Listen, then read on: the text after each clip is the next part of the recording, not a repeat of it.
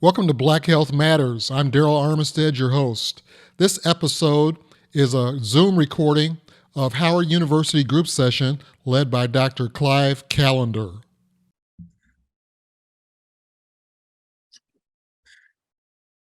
Yeah, we talked last week about the experimental Alzheimer's drug that is likely to help some people. What we didn't talk about was how many people it was likely to help and what were some of the side effects of the medication. And there's an interesting article in the Post on Tuesday about the fact that there's a 20%, 27% improvement, which may be noticeable or may not be noticeable. And there were also some side effects that were not particularly talked about. And so they talked about the fact that some patients, there were two patients that actually died on the medication, which is not a whole lot, but maybe one is too much.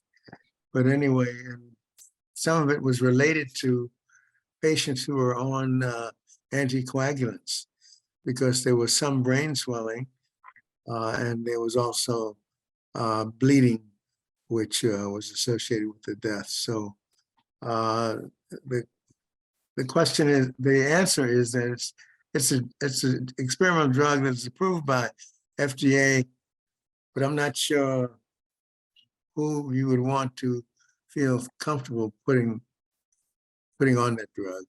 Reason because the improvement is so small and the risk still is not great, but it's still there. And as a consequence, it's not a drug that I would recommend giving to somebody who has early Alzheimer's. But it's a drug that is available now. But I just thought it'd be good to give you my take on it, since you might be thinking about whether or not somebody who has early Alzheimer's is somebody you might want to put on this drug.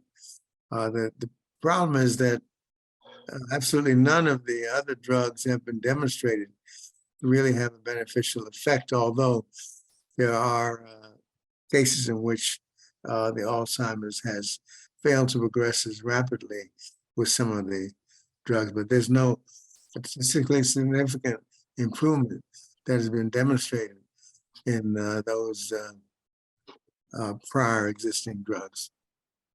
So that's one article I thought that was of note. The second one was an article on timing of meals having striking effects on weight, appetite, and disease risk. And we've mentioned before that eating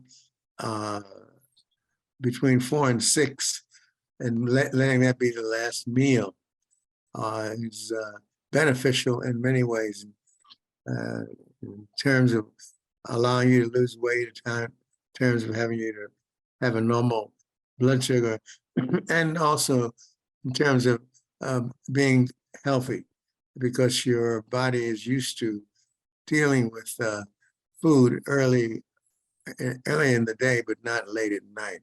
So the timing of meals has been demonstrated to be very beneficial. And the reminder is to eat a heavy breakfast, medium-sized lunch, and a relatively light dinner. That's the take of that article. Any questions on either of those two articles? I thought the experimental Alzheimer's drug might make people think about it, and the timing of eating is, of course, something that we have also talked about, but haven't gone into a lot of detail on it. But I thought I'd bring it up and see if anybody else has any ideas or thoughts about it before I go into what I thought was the most important one of the articles that I've read. Any comments on those? Doctor, I'm just wondering, eating early or eating late, how much that has an effect on sleep patterns? I think the data demonstrates that it's better for everything. It also is better for sleep. Okay, for sleep and for it's healthier. They had groups of people who ate breakfast, big lunch, big dinner, and they had groups that had early big breakfast, little lunch, and light early dinner, meaning between 4 and 6 o'clock. And the group that did the best in all circumstances was the group that had the early dinner.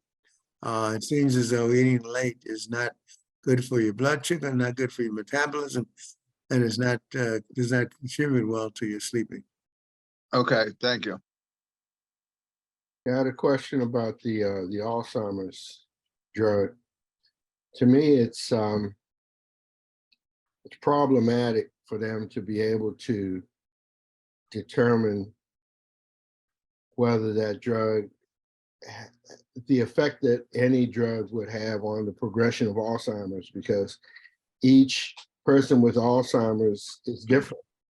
Every case, how do you know that it's going to slow the progression down? Well, the study that they have showed that it slowed the progression. 27% of the people had slowing of progression. So the data was substantially enough for them to say that it was statistically significantly improved. So that's why the FDA approved the drug, because it did make a difference. And any other questions? If not, the third article I thought was very significant in that it talked about, since this is the first month of the new year, that it's a good time to talk about end of life planning. And they talked about the fact that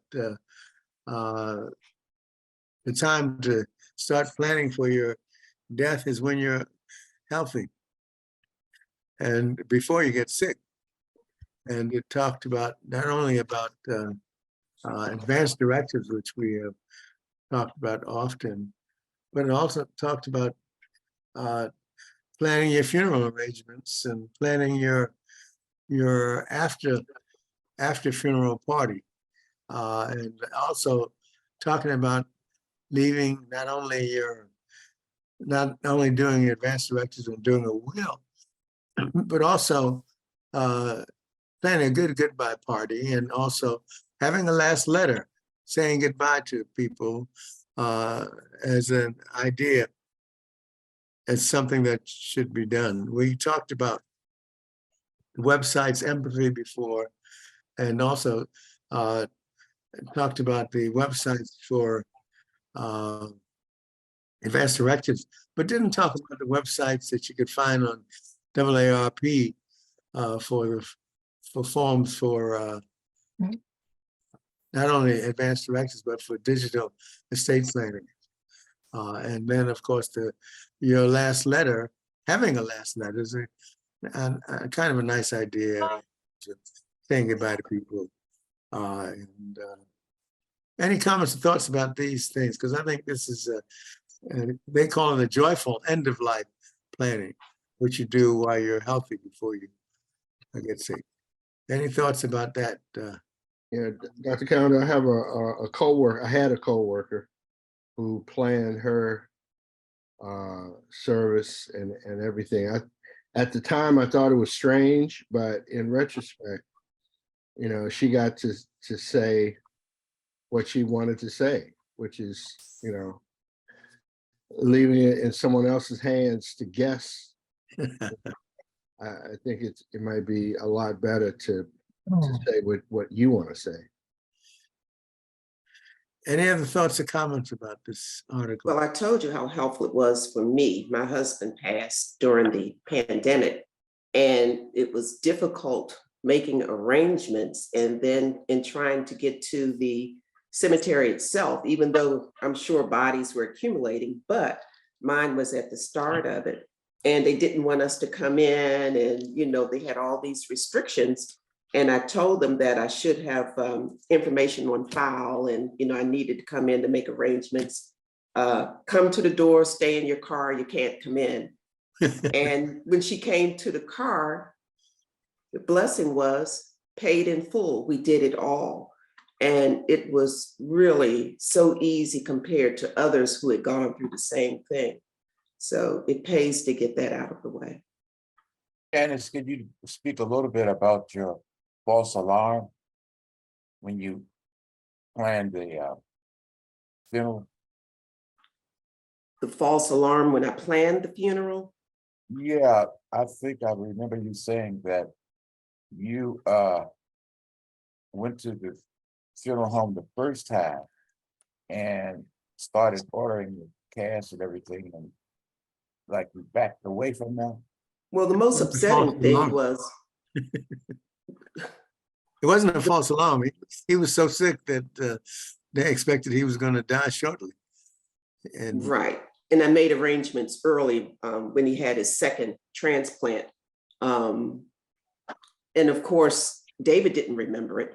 And luckily for us, blessing us, it was 10 years later that we had to actually take advantage of. But the whole setup was strange because once they said everything was paid in full, I thought I was okay. But then they said no one could come into the cemetery. I said, well, we have to bury him. He can come, but you can't. I said, I can get into the hearse, the main car with him. Nope, nobody but him. And they were adamant. And we went back and forth. And finally, along with the main funeral car, they allowed one car. And that was my son, his wife, the two grandkids, and myself. And it was a difficult time. So truly, it pays to have some of this stuff done in advance. And it did save us a lot. But, and you think you don't need it. You think it's no big deal, but it's important. Dr. Callender, one thing as far as like when I play for a funeral and the family is always trying to figure out what was their favorite song. And most of the time they're clueless. And I came across that when I was playing my parents' funeral and all. And you think you know or remember their favorite song for what you want the choir to sing, and you really don't. And like my kids ask me, what's your favorite song? And I've changed from time to time, but it's usually they pick out a favorite song that they think their mother used to sing 50 years ago, and it really isn't, and nobody knows that song or etc. So I love the funerals where the deceased has planned everything and nobody has to guess what their favorite scripture, favorite song, or order of service, or who they want to do something. Because most of the time the family is picking up what their favorite song is, especially if they have been to church in a century. They're picking some old song that nobody in the world knows. I also, as a former church clerk, I think if everyone wrote their own obituary, because when it gets down to it, the family really does not know as much as they think they know about their parents. And, so I think that's a great idea if you would just write your own obituary. Right, and because they leave out spouses, ex-spouses, if the Yeah. family doesn't like somebody, they leave it out. One thing about it too, you can put in there what you want to be heard. You can leave out stuff if you want to leave it out. Because I remember one lady, I won't call her name, but she was up in age and she called me to her house one day. And she said, Betty, I definitely want you to do my obituary when I die, but I don't want you to mention my first husband. So that was her wish. So when she passed, I honored her wish. very good. That's Aaron's. Any other comments about that? It's one thing we all have to do. So Yes. But the family, It's I've seen where the family is not mentioned and they tear the place up, or they'll stand up and say, this is my father too. And even though I'm not mentioned, it's a big ruckus. And I'm going, oh, but then I put it's funny putting all the puzzle pieces together of what they don't mention. The other thing is planning where your money's gonna go and how many bank accounts and CDs and all those kind of things. That's very important for a person to plan that because, Carol and I always talk about, sometimes you put stuff down on paper and the family overrides what you put down on the paper. Now, the AARP has a worksheet for all the documents that you may want to put together. So they have a website that can help you get started if you haven't started already. Any other comments or thoughts about that? Joyful end-of-life planning is the way they put it, and I think that's a nice way of putting it. The last article I wanted to make a comment on before we start our articles was has to do with how to keep your home air clean. We talked a little bit about that last week, but there's an article that talked about how to keep your home air clean. And it talked about dehumidifiers and air purifiers and other things that you can do to keep your house clean. And I thought that was interesting. The dehumidifier to prevent mold growth was an interesting part of it. The air purifier we had mentioned as well, but anyway, it's an interesting article on the things you do to keep you dust-free, vacuum cleaners, and I don't know how many people have fireplaces anymore, but those were some thoughts. And then finally, this article that talked about the fact that social isolation is thought to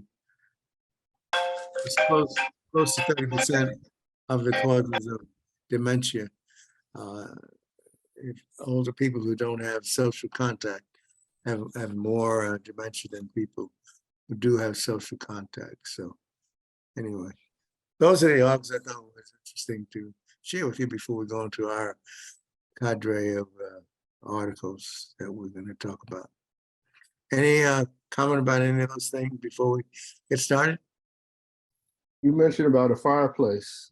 What did they say about that? 'Cause I have. They said that be careful that exposure to burning wood can lead to serious respiratory problems and increased cancer risk. So keep the chimney clean and open the damper during use.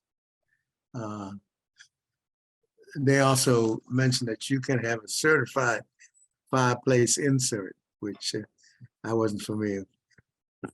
We don't use our fireplace, so I don't know how many of you actually use your fireplace. We stopped using ours because of that. It's too much work. We got to empty the ashes. And then we've had 2 or 3 in one season, 1 week, 2 or 3 they cleaning out the fireplace and the other one didn't do a sufficient job talking about the flute and all that kind of stuff. So it's just easier if you just don't use that thing. And anyway, it takes the heat out, unless you can recirculate that heat. It really and truly is drawing the heat out of your house rather than putting it forth in there. So, because the way our houses are built. Okay, all right. No other comment. Mr. Buchanan, why don't you start the articles? This is always wonderful.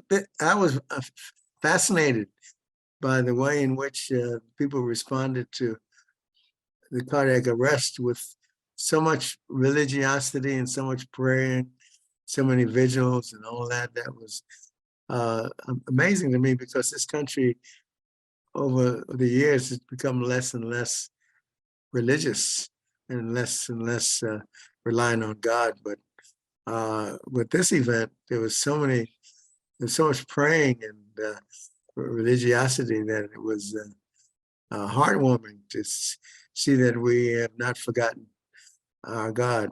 So, any other comments about this? Of course, the real key to this was the fact that the health team got to him so quickly and resuscitated him and defibrillated him.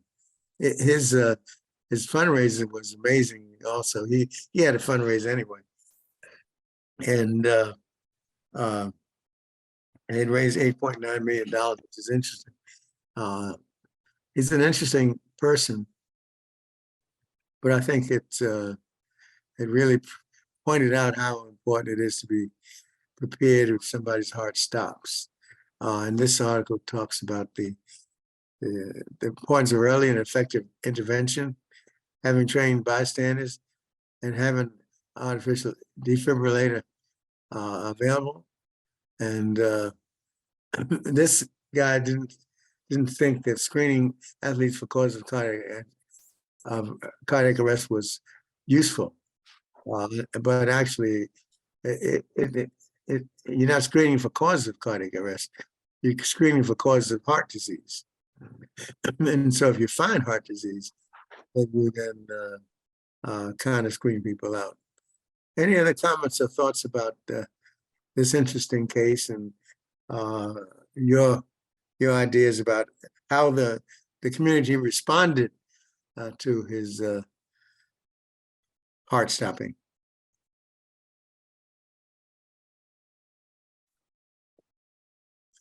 Okay, if no comments, let's go on to the next one. And then, of course, Lisa Marie Presley died following apparent cardiac arrest. Interesting because she had visited her son's grave and made comments that she wanted to be buried next to her son, and maybe a couple of days ahead of this. And of course, her son committed suicide. And of course, for a mother to have a son who committed suicide, and she had already made comments about the grieving process, not dissimilar to what Janice has made, in the sense that she never stopped grieving for her son and never will. She said that it never got any better for her. Every day was bad.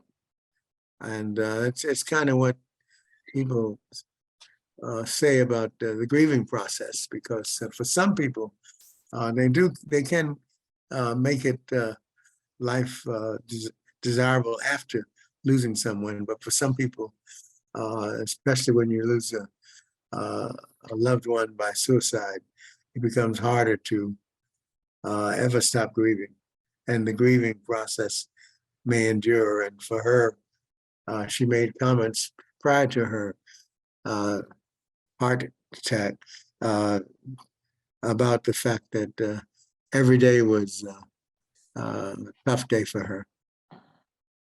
Any comments about the grieving process and the untimely death of this lady?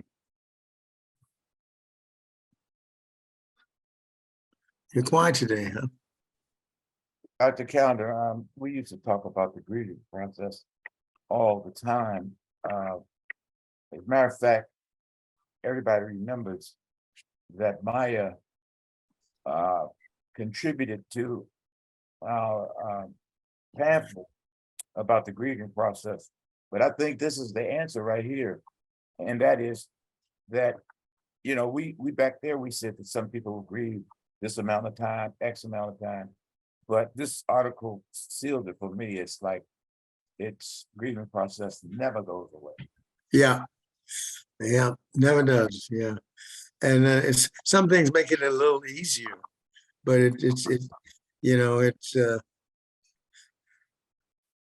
I guess of course, the mother losing her son by suicide makes it even more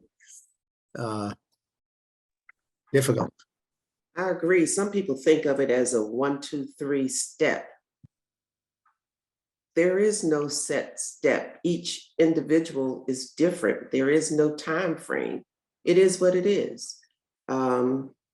Each individual goes through it differently.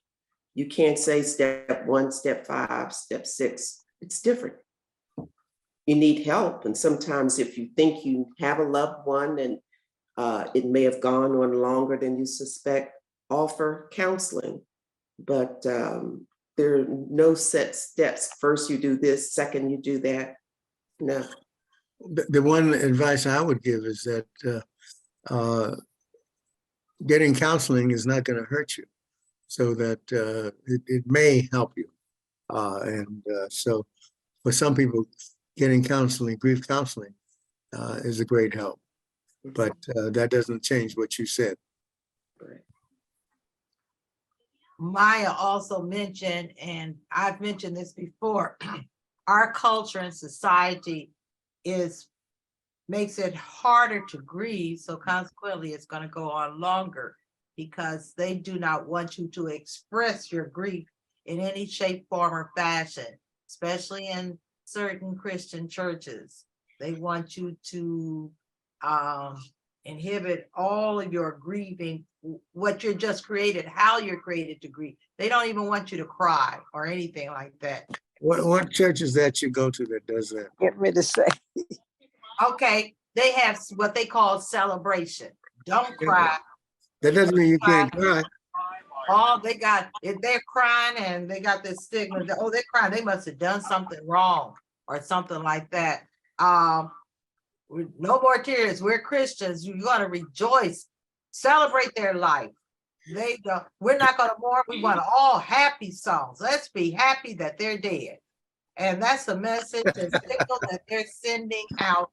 And a lot of funerals that I'm at, let's celebrate life. And I even went to play for a funeral where they had whistles and blowing. Well, none of us going to be crying because we're Christians and we know they're living again and they're up in heaven right now, looking down on us, smiling. And I can't wait to be there with them. So these little things are stigma, stigma, our society, and you go to most funerals and you'll see them weeping real silently, a little tissue. And if they start falling out and crying real loud, oh, they must have done something. But the natural response, even when a baby is born, they cry, but they don't want you to cry out loud. And maybe you're a silent weeper. But most of us, when you're really grieving and it's something that's hurting you, you cry out loud. And I felt that way when my son died. I wanted to scream and holler, but in our society, you got to be sophisticated. You got to weep quietly. And I didn't want those nurses bringing up that little box of Kleenex to me. And then the nurses who are fake anyway, because they still wearing those archaic uniforms. They come over there and hover around you and fan you and all this kind of stuff and pat you. Now, don't cry. So that's what I'm talking about in our society. They don't let you grieve normally. My daughter-in-law, ex-daughter-in-law, they were from Puerto Rico and Haiti. They actually mourn and cry at the death, and nobody said you shouldn't be crying out loud and mourning like you do. They let them do it. They fell out and everything. What we say they fell out, but they seem like they recovered much better than the ones of us that keep it in real quiet. Well, my thoughts on the subject is, let me cut this TV off. My thoughts on the subject is, I'm thinking about when my daughter passed. My daughter had been addicted to drugs really since her teenage years. And when she died suddenly of an overdose, I found out after the results of the autopsy came back. But even when I had to go to identify her body, I just looked at her and I realized that she was at peace from all these years she had been struggling with this. So my grieving process was a lot better, just knowing that she was now at peace and not going through what she had gone through for most of her life. Any other comments? I became a widow at 40 years old, suddenly. And I can't say, it was been 31 years ago. Uh, And I can't say it ever got easier. I can say it got more familiar. Not easier. Any other comments? Boy, you guys said a lot today about that. Yeah, amazing. Okay, I guess we can move on to the next article, but I think you really said it all. This is some good news that got a new record set for annual organ transplants in the United States. More than 25,000 kidney transplants and a total of 42,000 transplants. That's a significant increase over last year. And it's good news to see that so many people have benefited. It's still a problem that we don't have many living donors. And of course, this, as we mentioned before, that we commemorated 1 million transplant. Jerry McCauley is the current president, who's a nephrologist, Black nephrologist, Black transplant physician. And we're all proud of what we've accomplished, but we still have a ways to go. But we've made significant progress since we started in 1965. I wanted to comment, Doc, that down at the bottom, those links about the different types of transplants are active. If you're viewing this on your digital device, you can click on those and it'll link to that other information, additional information. Kidney, organ, heart, and liver transplants. Okay. Next one, please. This is an interesting article that talks about a new way of treating high blood pressure. We generally talk about taking medication, taking pills once or twice a day. Some people more than that, take more than one medication, take a couple of medications. But they're talking about taking a subcutaneous implantable device with a long half-life. So this is something that isn't available yet, but there's promise that in the very near future, just like you can take a medication that reduces cholesterol, one injection for a period of 200 days and avoid the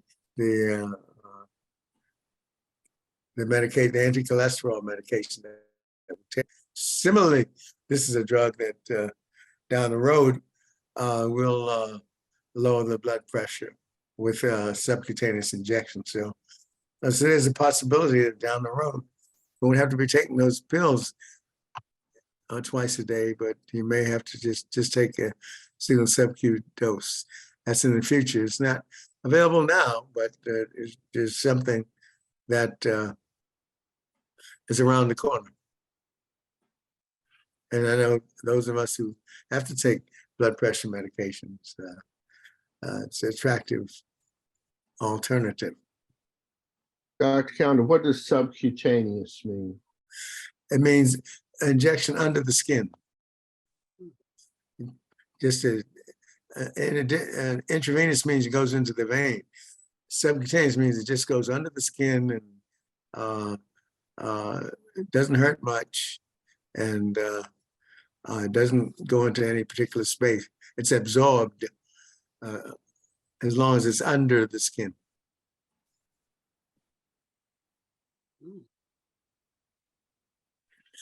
The only problem with this medication, when you take a medication like that, reversing its effect is not as easy as when you're taking medication once or twice a day. But this is something down the road which will have a beneficial effect. Yeah, it seems to suggest that a high salt diet could reverse the effect or raise the blood pressure if it gets too low. So that means that that's a steady diet of potato chips and French fries. Uh,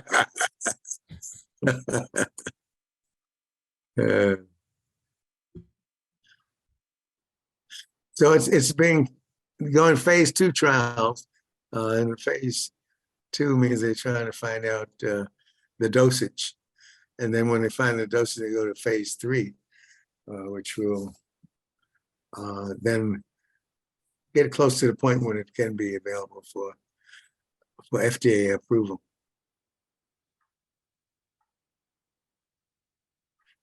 What are your thoughts about any thoughts about this? I think it's something that may be available in the future, and it would be interesting to see the pros and cons of it in those people who has been who've gone through the phase 3 trial. Okay, Dr. Callender, has it been approved yet by the FDA?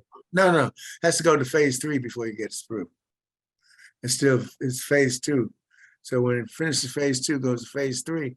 After it gets to phase 3, then you get the results, and then it goes to FDA for approval. The other question is, a lot of times, doctors use therapies that are not approved yet. You know, some trials and so forth. So my question is, how does a doctor determine whether they will use the standard therapy as opposed to the experimental therapy? Well, you can't use experimental unless you're in a clinical trial. So I think what you're referring to is that they have drugs that are used for one purpose, but they are also found to be effective for a second purpose. And those drugs are already FDA approved. And so you can use those drugs for another purpose. But all of the drugs that you use have to have FDA approval before they can be used. But when you have an already approval of a drug and find it has a second usage, that's when doctors will use that kind of drug for another cause. But if the drug is not FDA approved, then you can't use it unless it's on a clinical trial. Okay, because I had a friend whose son had rotary cup surgery, and you know, there's a standard way to surgery for that, but the other surgery, which I believe is approved by FDA. No, surgery is not approved by FDA. Okay. It's only drugs that are approved by FDA. Okay, so this was PRP, platelet enriched plasma. Oh yeah, that's approved by FDA. Right. But that's not okay. You call that surgery, but it's actually a medication that they give you. Yeah, and it's approved. Right. And so how does the doctor decide whether they're going to use this or just the standard way to repair that? Well, that is standard now. That's no longer experimental. Okay. Early on, they had clinical trials, and so it is now used. It is now used as a standard therapy. Got it. Got it. But probably about 2 to 3 years ago or longer, it wasn't standard therapy. Now it is. And so if you want to get approval to have a phase 3 study, you have to submit your data to the FDA or the group that approves clinical trials, and then you do a clinical trial. And then after that, then it becomes approved.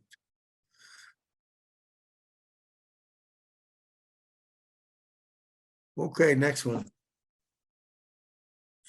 This is something that Pearline Freeman used to talk to us about a lot because she used to have panic attacks, and they're very different from heart attacks. And the question is, how do you know the difference? Well, this is what you see with panic attacks. Okay, you see people that have trouble breathing, they think they're going to die, but they don't usually have. They sometimes have chest pain, and so they rush to the hospital, and once they look at the EKG and other things, they identify whether or not it's a panic attack or it's a heart attack. And if it's panic attacks, it's an anxiety disorder, and you treat that differently than if you have a heart attack and you have a blood clot in your coronary arteries. And then, of course, if you have a heart attack, you can go into cardiac arrest, or you can have other. And most of the pain with the heart attack is in the neck, the jaw, the shoulder, and it isn't necessarily in the chest. Whereas with the panic attacks, they almost always in the chest. They have pain in the chest, but they also have that intense fear and feeling that you're going to die, and your heart rate is fast, and you think it's a heart attack, but turns out to be a panic attack. And the truth of the matter, if you have anything like that, you need to go to the emergency room and let them determine whether it's a heart attack or a panic attack. And the treatment is very different. Treatment of anxiety is how you treat a panic attack, whereas with the heart attack, you need to have medications to dissolve the clot. Dr. Callender, Pearline just joined your call. Pearline Freeman. Good Okay. morning. Hi. Hi. We just received your name, Pearline. Yeah, we were talking about panic attacks versus heart attacks. Yeah, I know about that. Yeah, no, I just mentioned that you've had panic attacks for quite a while. I haven't had them though in a while. Wonderful. That's great news. Mhm. That's great news. The intense sweating is more often a sign of a heart attack, although, and the shortness of breath that goes along with it often makes you think that this is serious heart attack.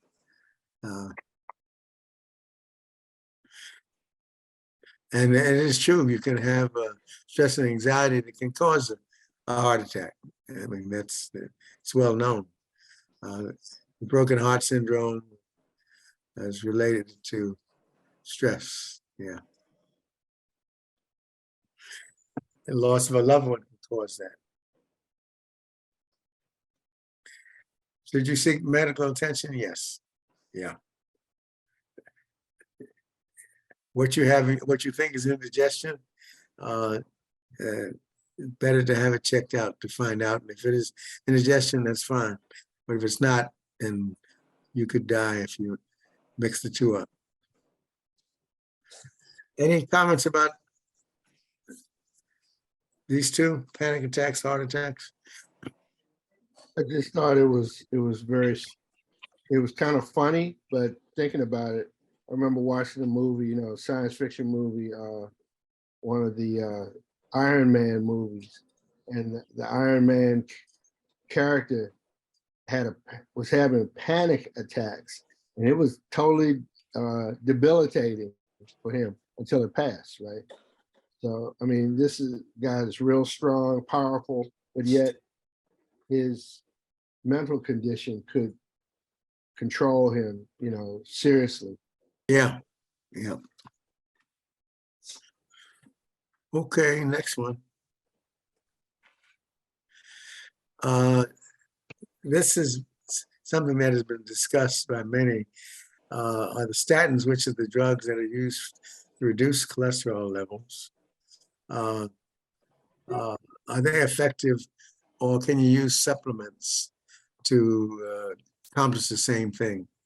And this study has demonstrated once again that these statins are very effective at reducing cholesterol and are much better than supplements.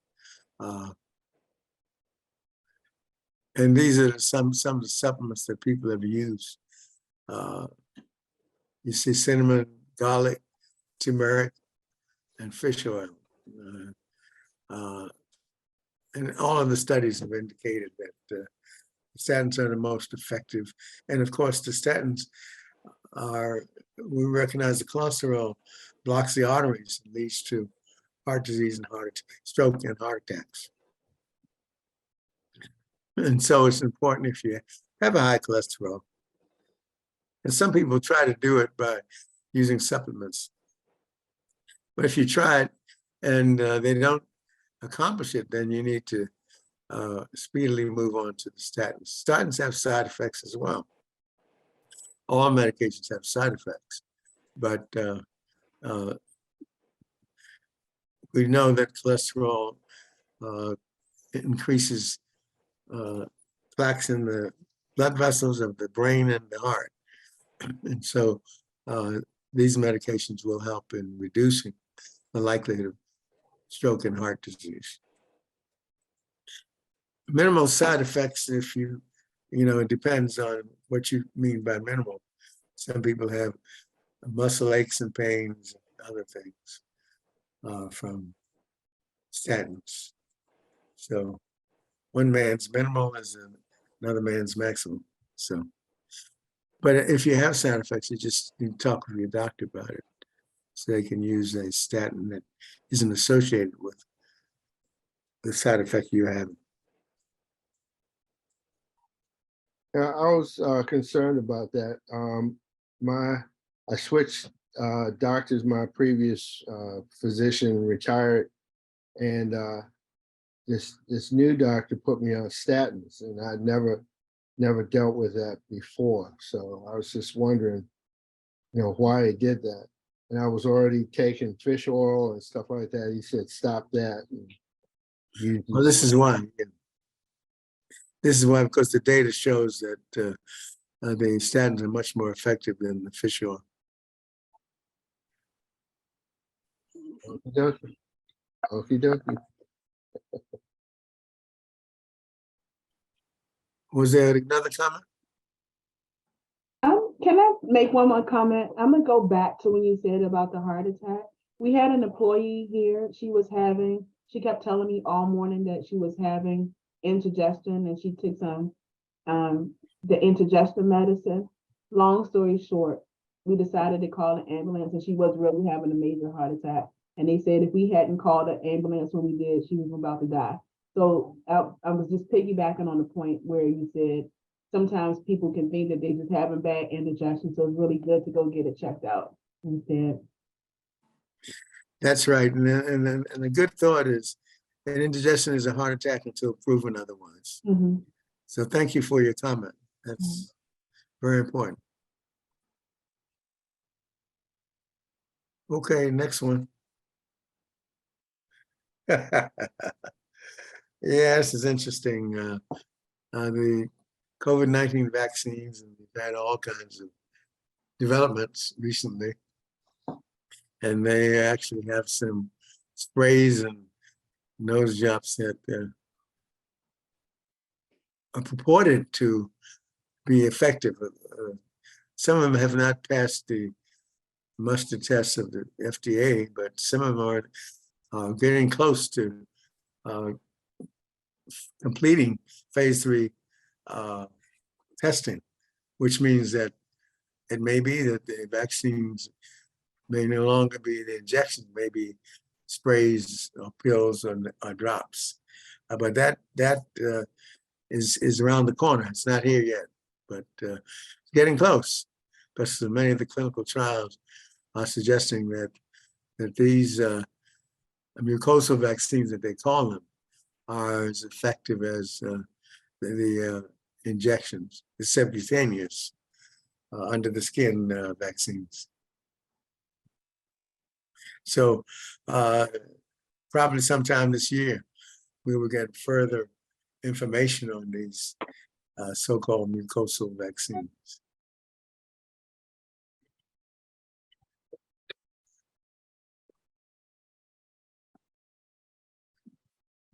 It's interesting, the knowledge we have and the way we're able to adjust from starting off with a subcutaneous vaccine to a nasal spray, just like that. Well, of course, just like that is 2 years later, but anyway.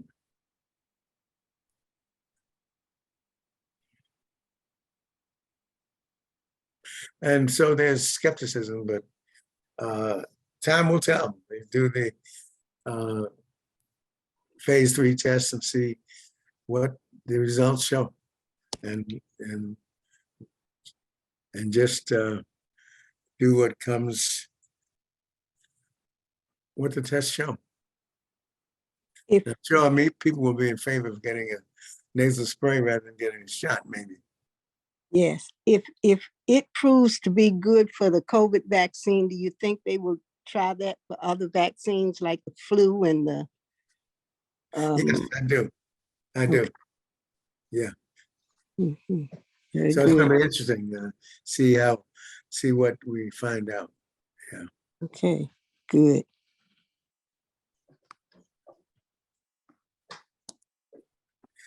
Okay, next slide, please.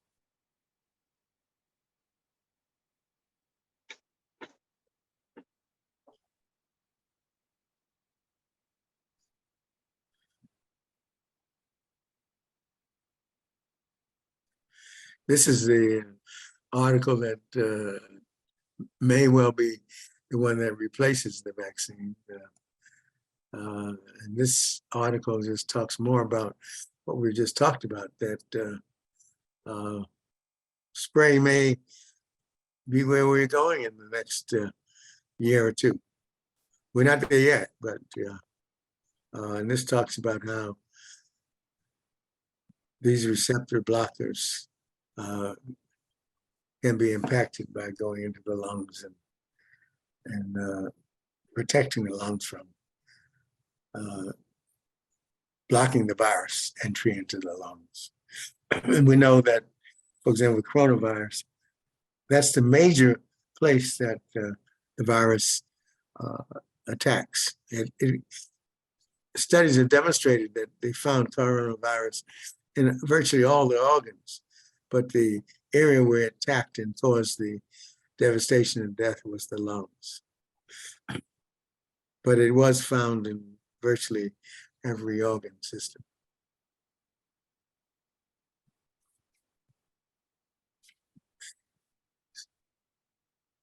Okay, so let's go to the next one. This may well be the best drug for respiratory viruses when you get the sprays, but time will tell. Now, this is an article that brings into mind misinformation and disinformation. When people die, they try to blame it on COVID. Some people, some people said Dama Hamlin died from the COVID vaccine, but so that Betty White, who was 99 years old as well. So this article is cautioning us from blaming all deaths on COVID. Some people died and also had COVID, but it didn't cause their death. So it's something to keep in mind, that misinformation, disinformation is still very prevalent. So some deaths are coincident rather than related to Yeah, the vaccine. yeah.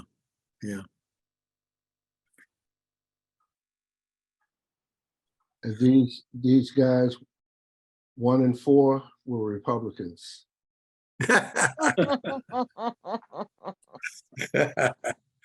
Yeah. Well, people always want to blame something. So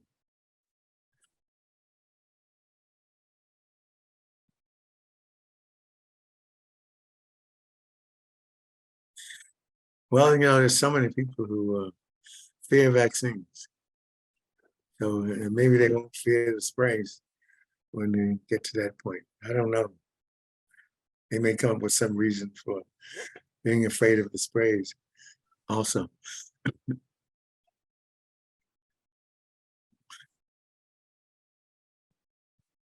Why are some people more afraid of the vaccine than they are of COVID? And that's a good question that I'll never understand.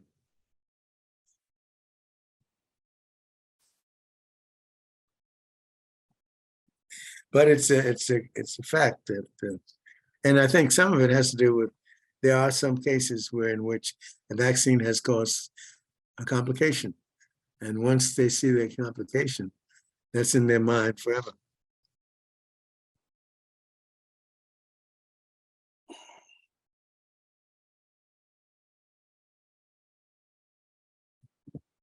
And we know many of the side effects of the vaccine, but some of them we haven't recognized yet because we've just been using the vaccine for 2 years. So, and we talked about the myocarditis, and there are still some things that we still aren't really completely aware of.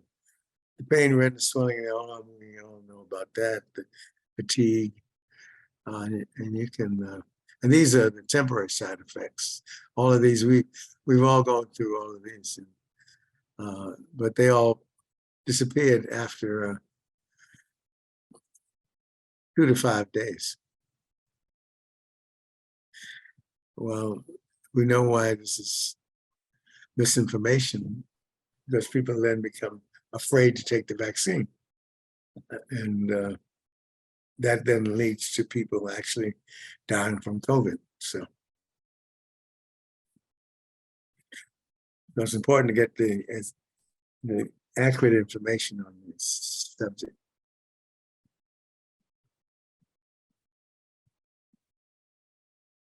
Next one.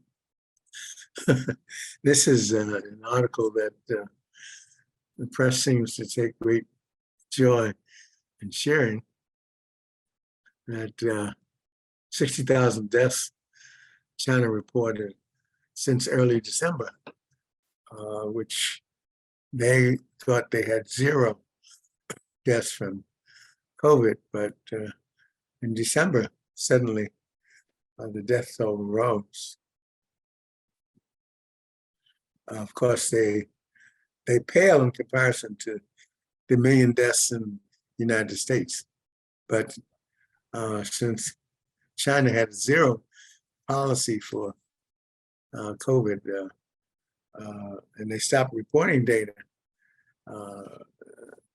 this surge in infections has been frightening to people.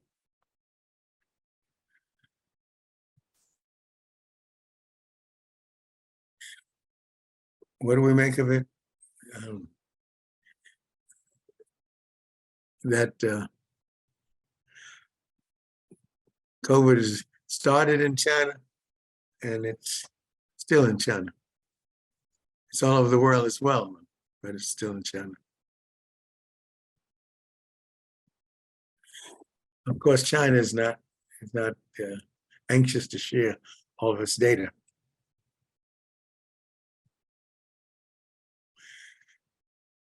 And they think that there are many unvaccinated people in China, but we don't really know. So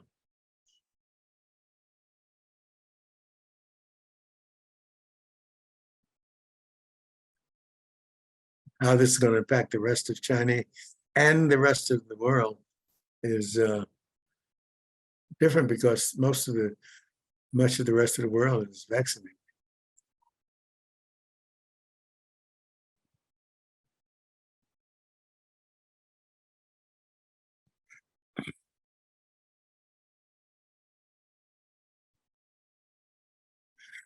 Then they also use the domestically developed vaccines, and we don't know much about that.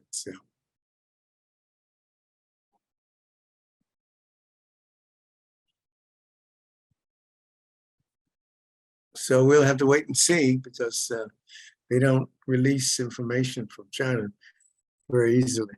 So we'll get it after the fact, I guess.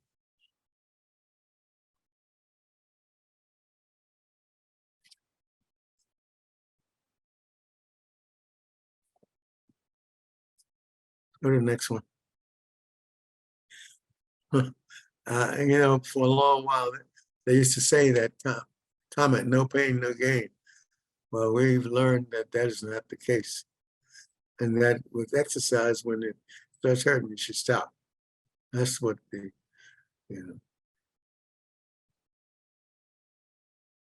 and this is then to get away from that concept that exercise till it hurts.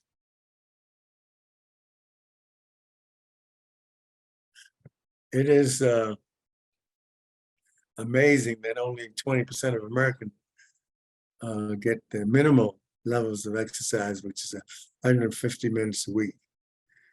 That's sad to believe and face the fact, since so information is given so easily and so liberally to remind people that exercise saves lives, but yet 80% of the country doesn't exercise. And I don't think the myth of no pain, no gain has anything to do with it, frankly. But there was a time, though, that that was the concept.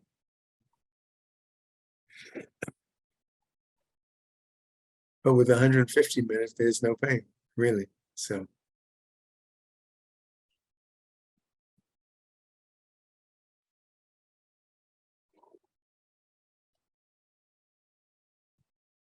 there's no reason for anybody to drop out from just walking for 30 minutes a day, 5 days a week.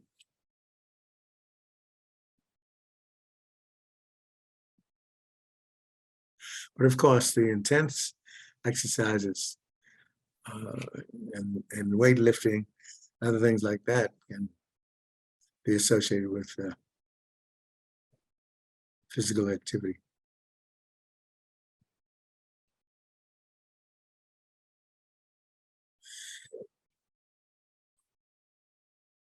Any thoughts about how we can get more people to exercise? We talked about that last week and all of the gadgets that people use. But still, 80% of the Americans are not finding the fun in physical activity. I'm not sure that it's fun to me, but you can make it fun, I guess.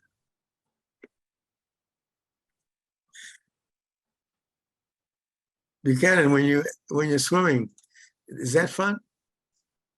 I hate going to the pool. Yeah. I love leaving the pool. Yeah. Yeah, and I've talked to a lot of swimmers. They feel the same way. Yeah. But it works. It really does work. You get a good feeling as a result when you finish. It's a great exercise. Swimming is a great exercise. The only threat is that you can't get the gastrocs pumping like New Ivy told us they pump. But other than that, it's a great exercise. To me, running has always been fun, but something that's even more fun that makes me feel like a little kid is skipping. Get out of here, Darryl. Skipping. I'm serious, skipping. Really?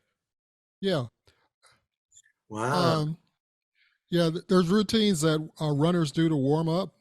One of them is butt kicks, running with your knees up real high, and another is skipping. But skipping is the most fun. There's a lot of times, like say with my fiance and I will go out to dinner, walk back to the car. I'll dare her to skip with me back to the car. You know, it looks it looks a little childish. It looks a little gay, but it feels great. You know, people look at you like, you know, these people are crazy. Yes, I am. Just you saying that makes me feel like a little kid. Yeah. I mean, Well, I think, skipping. if you watch professional football players as they warm up, they do a lot of different things to warm up, and skipping you see it happening. Yeah, Yeah, yeah, you're it's right. called plyometrics. There's a whole science of warming up, Oh, Okay. and good. skipping is included with a lot of professional athletes.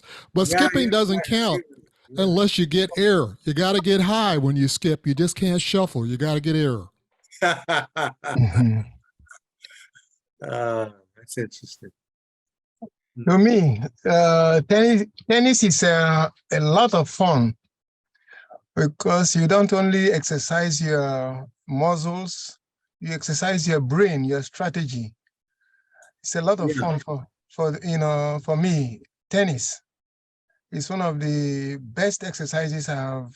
Although I played soccer for a little while, and but I find tennis to be very, very, very interesting. Yeah, basketball is interesting too. It's fun. Yeah, yeah. Okay. Okay. Now this is an article that talks about there's some blood pressure medicines that are linked to lowering the risk for vascular dementia, and they give you a list of. Not too many people are on the angiotensin blockers. But they are the ones that were associated with lower rates of dementia. But the studies, they call small, but 57,000 is not so small. But anyway,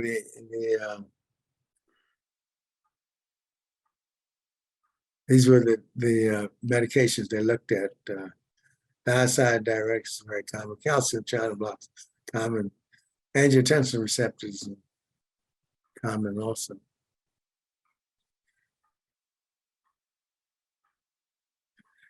But of all the drugs that they use, you see that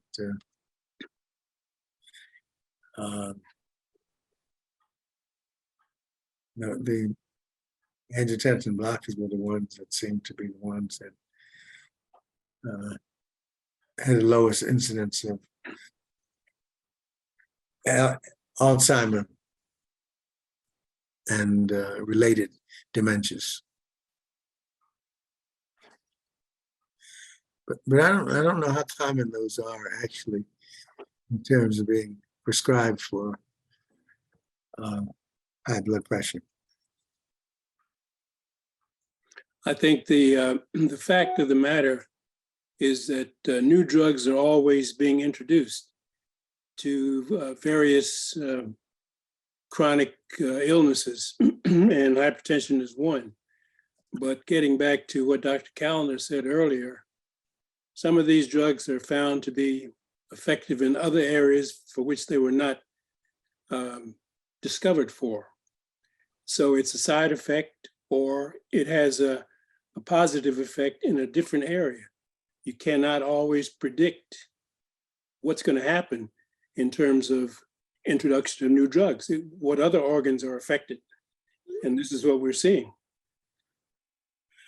Yeah, and it also helps you understand that we don't really know all of the side effects of drugs, and just like with the genes, we know that it will do one thing, but sometimes we don't know what else it will do. And same thing with some of these drugs. So while the angiotensin receptors might be protective for dementia,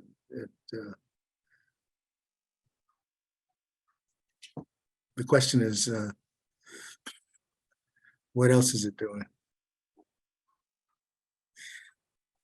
And there's so many types of dementia too.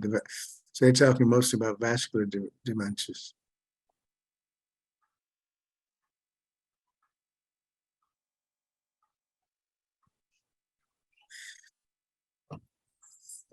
And for many of these things, they're speculating, not actually having any proof. But the angiotensin receptor medications seem to be suggested that they do prevent Alzheimer's. At least the data suggests that. Mark, what do they mean by vascular dementia? What does that mean? Okay, in other words, dementia has many causes. There's dementia that's caused by Alzheimer's. There's dementia that is caused by decreased circulation to the brain, caused by vascular blood clots, large and small clots that affect the brain and cause the brain to decrease its functionality. And so vascular dementia would be that kind of dementia where the circulation is impaired, and that's the cause of the dementia. In contrast to Alzheimer's, which is thought to be related to amyloid deposits that cause the dementia and not the circulation, per se. So when they say vascular dementia, they're talking about where you have little blood clots that decrease the ability of the brain to function. So it's circulation more than, which differentiates it from the Alzheimer's, which is thought to be related to deposits that block the brain from functioning. Dr. Thomas, straighten this out for me. Is dementia a type of Alzheimer, or is Alzheimer's a type of dementia? Alzheimer's is a type of dementia. Dementia, it means that the brain is not functioning properly and the memory is not intact. And so there are about at least 4 or 5 types of dementia. Vascular dementia is one type.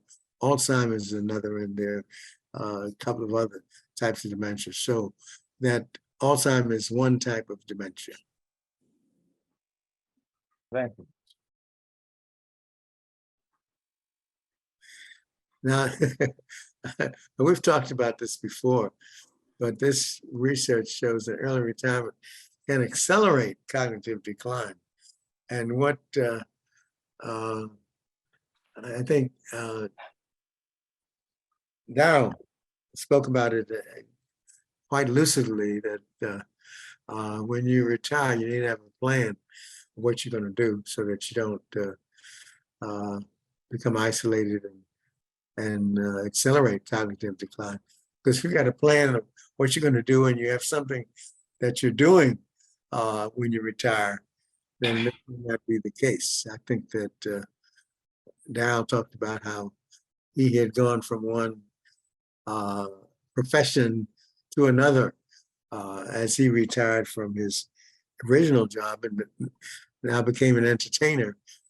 It still kept him active, and I think as I stopped operating and started doing other things, that also kept me occupied. And I think that that's being active socially and other ways may keep you from losing your cognitive skills. And of course, Tatum and others have talked about the brain activating muscles and activities that they involve with chess and the other things that keep them mentally as well as socially fit.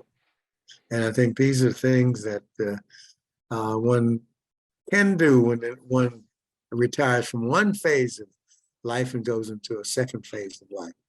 But when you have no phase to go into and you just retire and then have no outlet, then that is perhaps more likely to be associated with dementia than anything else. Any comments on that subject? Darryl, any additional comment? Lou? Yeah, I think when you don't have anything to do and you sit around watching TV all day, it rots your brain because it does your thinking for you. And while you're watching TV, you don't talk. And when you don't talk, I think cobwebs form in your brain. All kind of dementia sets in just because you're not making the conversational connections that keep your brain active. Any other comment?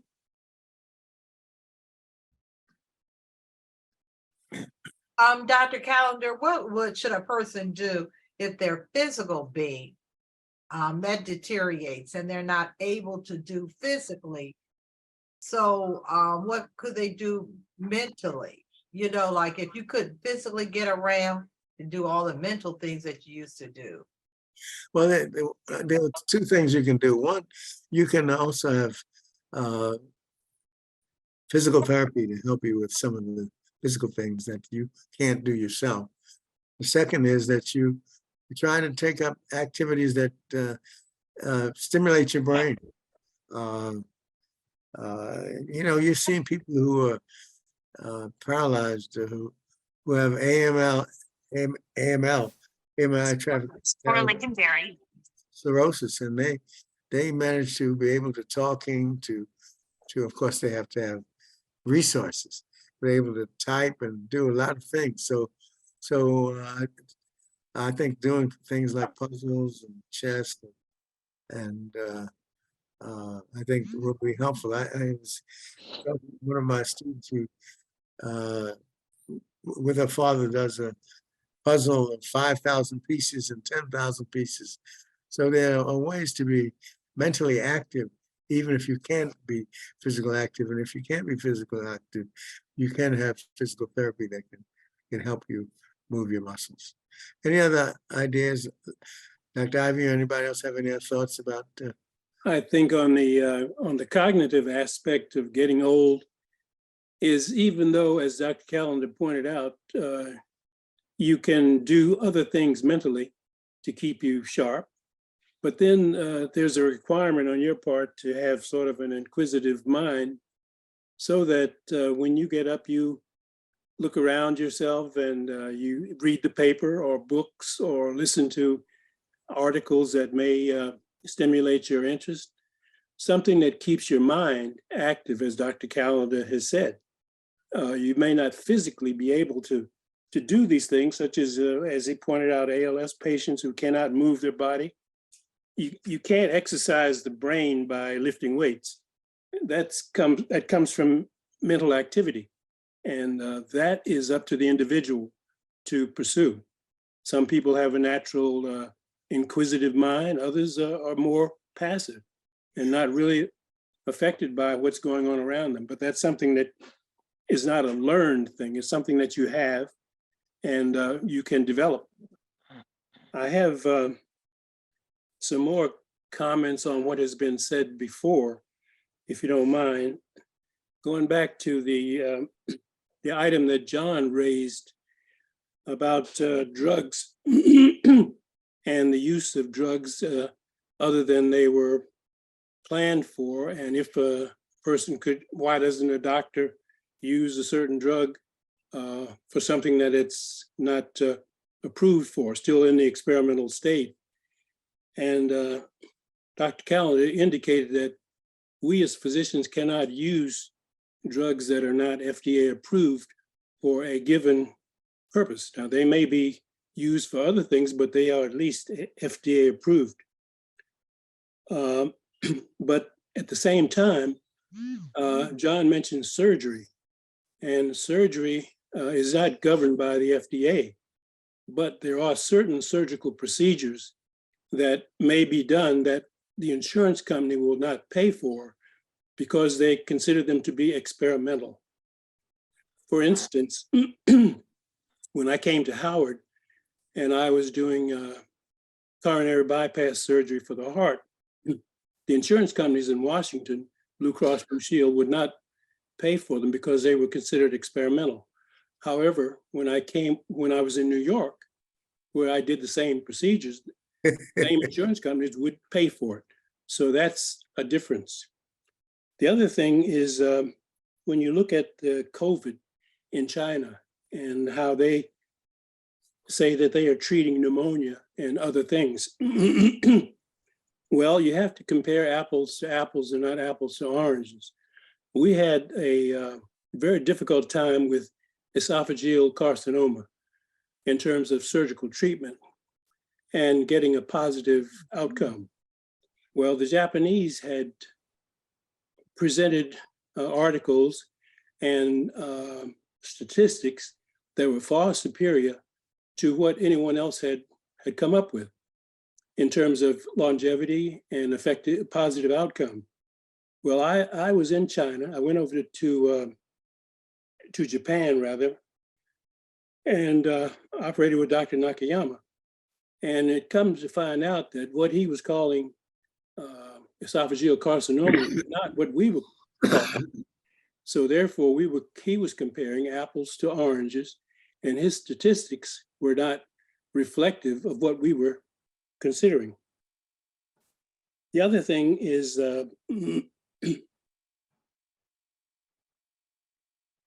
I'll stop there. I think that's basically what I wanted to add to what we have already discussed. Any questions, comments? Clive?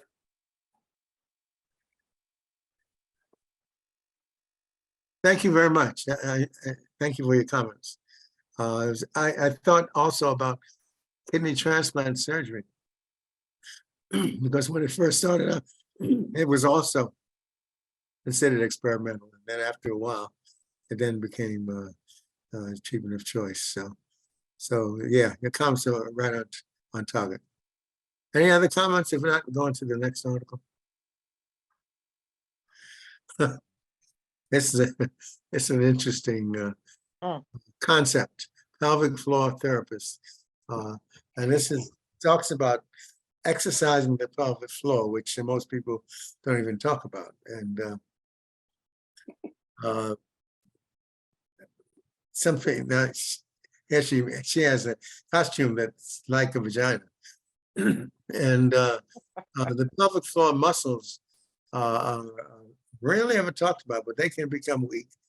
And they need exercise as well as anything else. And if they aren't exercised, it becomes weak. And this, of course, is not desirable. And so this particular person then felt it was important to emphasize pelvic muscle exercises. And so this article is about exercising the pelvic floor muscles. And of course, they're important for peeing and defecating and having sex. And so you need to have those muscles exercised as well as any other muscles. And I think most people are not aware of that. And as such, we talk about exercises of the lower extremity, the upper extremity, weightlifting, but we rarely talk about exercising the pelvic muscles. And so this is an article, and people who have urinary incontinence, fecal incontinence. These are consequences of muscles in the body that don't work right. And she is of the mind that exercising these muscles can help relieve some of these problems. And she recommends some practices that may affect your pelvic floor. I don't have any experience in this. I don't know anybody who does, but Lou, you have anything about this? No. I take yoga, and our yoga instructor always talks about the pelvic floor, but I'm wondering about, I mean, it's not a male-female thing, even though she's a female, she wants to focus on that particular part. But males have incontinence as well. Absolutely. And I was gonna, if I'd met her, I was gonna really ask her the next time we met in person, because we've been on YouTube for 2 years now with COVID. what are the pelvic floor muscles and what can you do? Even though she says when we're doing these yoga exercises that involves and strengthens the pelvic floor muscles. Yeah, that's a topic that is rarely discussed. And I think it's great that you included this article because we rarely ever talk about the pelvic floor and the fact that we never even talk about anal incontinence or urinary incontinence. And all of these involve sphincters, which are muscles that control how you urinate and also control how you defecate. And we rarely ever talk about exercises. And that may be something we need to include in our armamentarium. So. Are they talking about Kegel exercises? About what kind of exercises? Kegel. Yeah, yes, K-E-G-E-L. yes. That's one of the. Okay. That's one of them. I do them.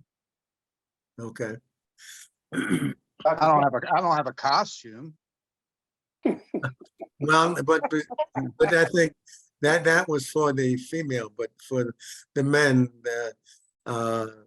and she was talking about, but there are muscles that the male has to deal with as well, as you pointed out. And I think that's an area that we can also address, and I think. All right. Dr. Callender, straighten another thing out for me. How do you spell sphincter, as in sphincter muscle? Sphincter. SPHINCTER. SPHINCTER.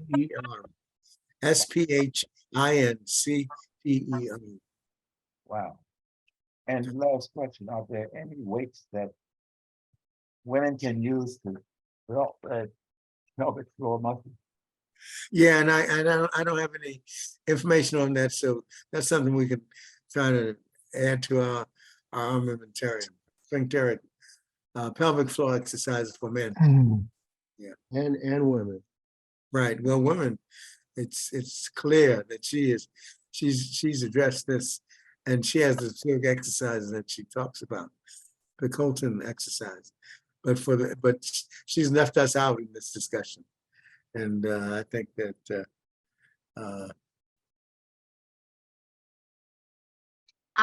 I'm a female and I'm completely lost, and I'm probably the only one.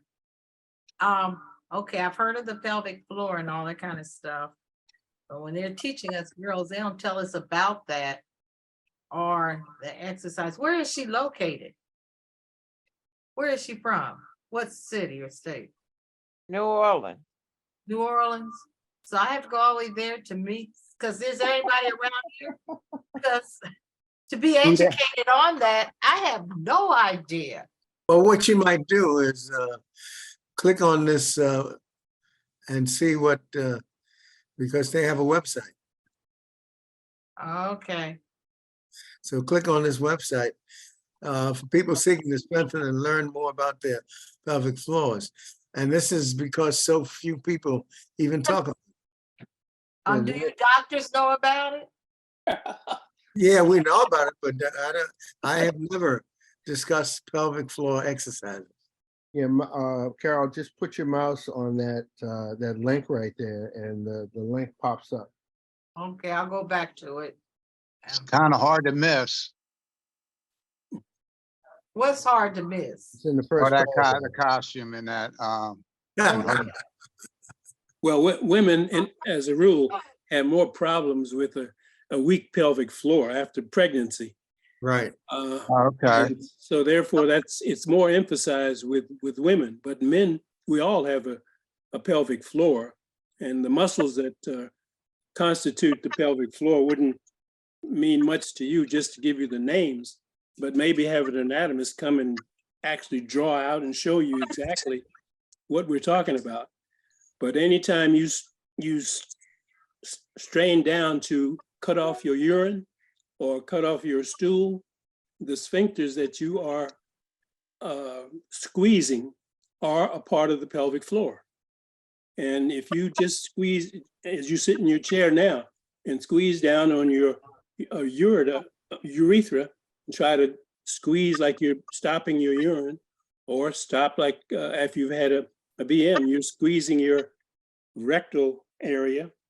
These are the muscles that control that area. And we use them all the time. And those who fail to do it have problems with incontinence, or it could be neurogenic. But women routinely, those who have had pregnancy, multiple pregnancies, you stretch these muscles.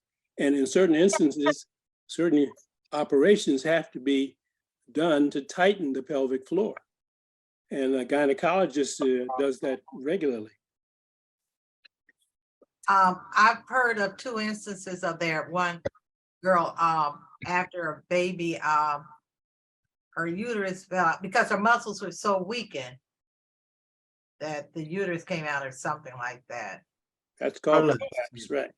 And then one other, and it sort of shocked us that all of us women, we were sort of embarrassed. But one lady, it was at a faculty luncheon, which was odd, but she was talking about using her muscles so she could feel something that she never had to use before, and we fell out laughing. But I never, even realized that women had muscles there, because that's not taught to us that we even had muscles in that area of our body. Besides giving childbirth, I guess we do.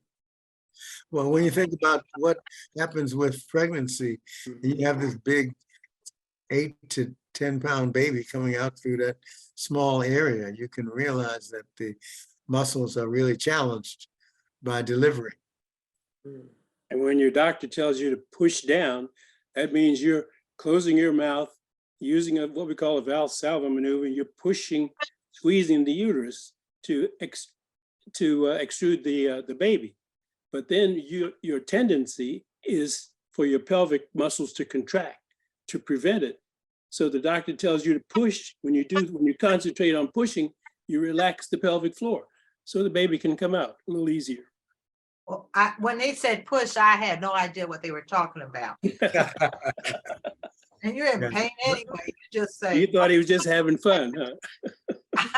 I think this is a good article because it forces us to address an area that we tend to completely overlook for men and women.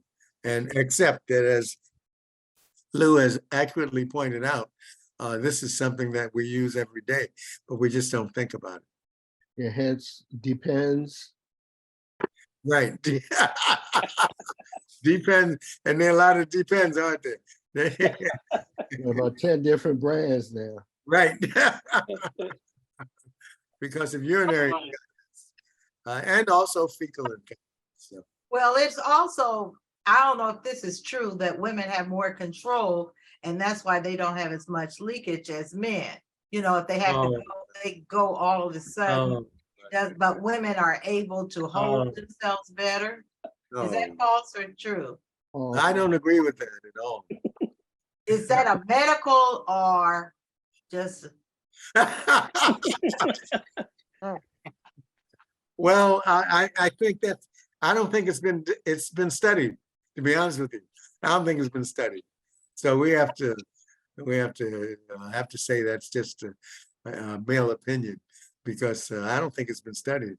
But we do know, as Lou had mentioned, that after you have babies, the pelvic floor is often weakened, and you have incontinence and other issues either. Also, you have collapses, hernias, and all kinds of things that occur as a consequence of the weakness of the pelvic floor. Well, then mothers must be wrong, because if you got a child in the back seat, now if it's a boy and he has to go to the bathroom, you pull over to the side room because they can't hold it. But if you tell a little girl says, I gotta go, you just figure you can hold it till we get 10 miles down the road. And then let's go. So little boys, you gotta pull over. Now, I mean, studies haven't been done on it. Maybe I'm just wrong. No, you could be right. The studies just haven't been done on it, but that's an interesting observation. I was unaware of that. I have 2 girls. They got to go all the time. So I don't know. But you Well, can you tell a know, girl just hold it. And women are the same thing. You say, I can hold it until I get there. But for a man, when he's gotta go, he's gotta go. It's well, different. men are more accustomed to men are more accustomed to men are more accustomed to instant gratification. Therefore, they have to go. Now, if a woman has loose pelvic floor and she's emphasizing the vagina there, obviously she must use that. And her partner must complain of either absence of tightness or very looseness, no feel that he's experiencing by sex with her. So therefore, women have a stronger need to protect that or to develop it more so than men. And similarly, when women have to, little girls have to go to the bathroom, their mother has been drilling them for years. Just hold it, or even don't even sit on the toilet. You stand up on it or squat down and just hold it, squeeze, squeeze. Men are not like that. Boys just go, they even have what they call pissing contests. They stand up right next to each other and try to see who can send it the farthest, you know? Those are boys. But they're different sociologic situations that I needn't further elaborate on. But that is so true, because when I had a third grade classroom and a little boy came out crying because he got wet, because they would run underneath, they would stand back and see who could run underneath, who stand back the first. But they would have those little contests when, you know, boys would have that, girls, you know, they were altogether different, you know. But those contests, I did hear about what boys did in the back.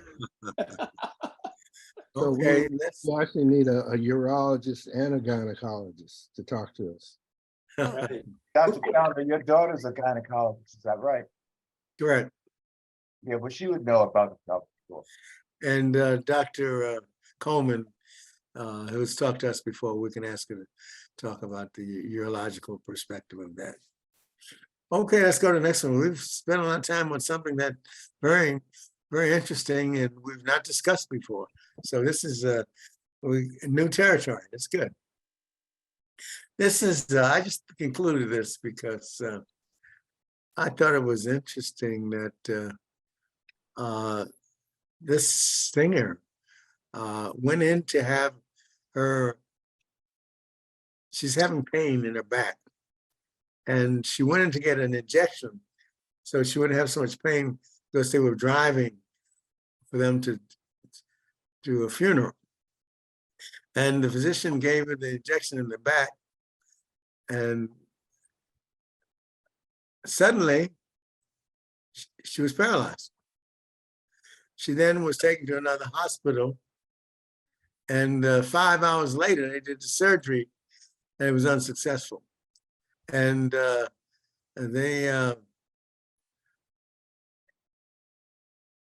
court agreed with her that the delay was too long, and that as a consequence, she was awarded $10 million. Of course, no amount of money can pay for the fact that you're paralyzed for life, and the fact that you have to be catheterized for the rest of your life, and that you can't enjoy getting around because you're paralyzed. But anyway, it's because of that, they awarded $10 million. The delay is, you put that back again. The delay was thought to be responsible. They felt that if she'd been operated in an hour rather than 5 hours later, that maybe it could have been successful in overcoming the bleeding that caused her to have the paralysis. It's interesting. I put this in because when you have traumatic situation like this, there's no amount of money that you can pay that will make up for the disaster that you've experienced. I mean, there's no amount of money you can pay to give her back her life. She's paralyzed for life. And, $10 million, $50 million, doesn't matter. What are your thoughts about this? Paralyzed from the neck down. No, just from the waist down.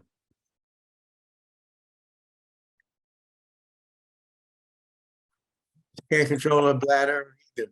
So she has to be catheterized and all of that. So I wonder, can she still sing? huh? She was a singer, is that right? I wonder if she can still sing. Apparently not. Their musical career is over.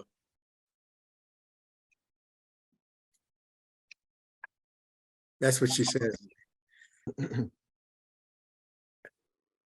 Even when her husband wants to go to rehearse or practice, he has to be there to help her. So their entire musical career is finished. After- Okay, so like you said, the amount of money does no good. But is there a way that the medical profession, they actually know they could have diagnosed it quicker and given her the surgery earlier? Or was that just reaching? They could have, the answer is, the rule in that hospital is that emergency surgery should be done within 1 hour. And that's why they decided against them, because they took 5 hours. And their rule says that if it's an emergency, it has to be done within an hour. Actually, it took them more than an hour to get the MRI. Yeah, that's why I'm looking at the practicality. Because if anybody ever spent any time in an emergency room, and by the time they get all the tests and make the diagnosis, I've never, not around here, is there any hospital that could expedite the time and do that within the amount of time that's stated? Or is this just practical on paper? Well, listen, when you have a rule in your hospital that says emergency surgeries must be performed within an hour of admission, that's your hospital protocol. That's what they judged them on. If they didn't have a hospital protocol that said that it has to be done within an hour, then they wouldn't have ruled against them. Now, I don't know any hospital that has that as a rule. This hospital had that as and so they used their own rule against them. Right, so it seemed like they had a rule that's unobtainable. No, apparently it's not unobtainable. It is obtainable, but it wasn't obtainable under these circumstances. Okay. In all these judgments, like this is like this woman's case, if the hospital does not have that $10 million to pay, what does the patient do? The hospital has 10. I mean, all hospitals have, they have malpractice insurance, and usually the amounts go from 1 to 10 million. But I don't know any hospital that doesn't have malpractice insurance. I think they are required to have it. But if the hospital doesn't have any insurance, then I guess the hospital might close, I guess, because. But you asked, what do you do if the hospital doesn't have the money? Yes. I don't know, because I don't know any hospital that doesn't have insurance, malpractice insurance. You almost have to have malpractice insurance if you have a hospital.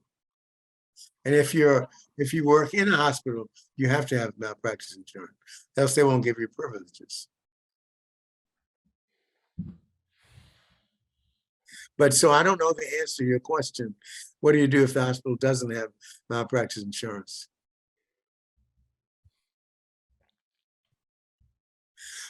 Okay, let's go to the next one if there's no other comment on that. Well, this is an article Interesting article. Vitamins don't do much for your health, but yet there's a $30 billion market for vitamins. That's more than the market for almost any other medication. Can you imagine $30 billion a year spent on vitamins? And all of the research that we've done through the decades have not demonstrated that vitamins are any benefit unless you have a vitamin deficiency. And but yet, of course, vitamins give you expensive urine. That's an interesting comment. Wow,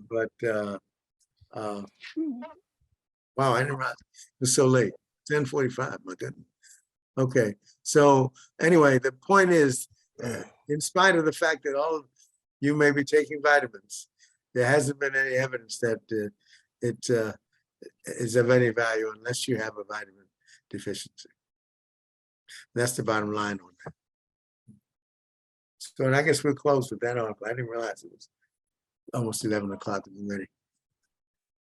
And so why don't we close with that, and we'll take up the rest next time, because it's, and these are ones we'll do the next time.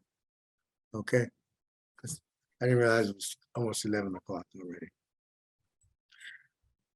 Thank you for your attendance. Any other dying questions?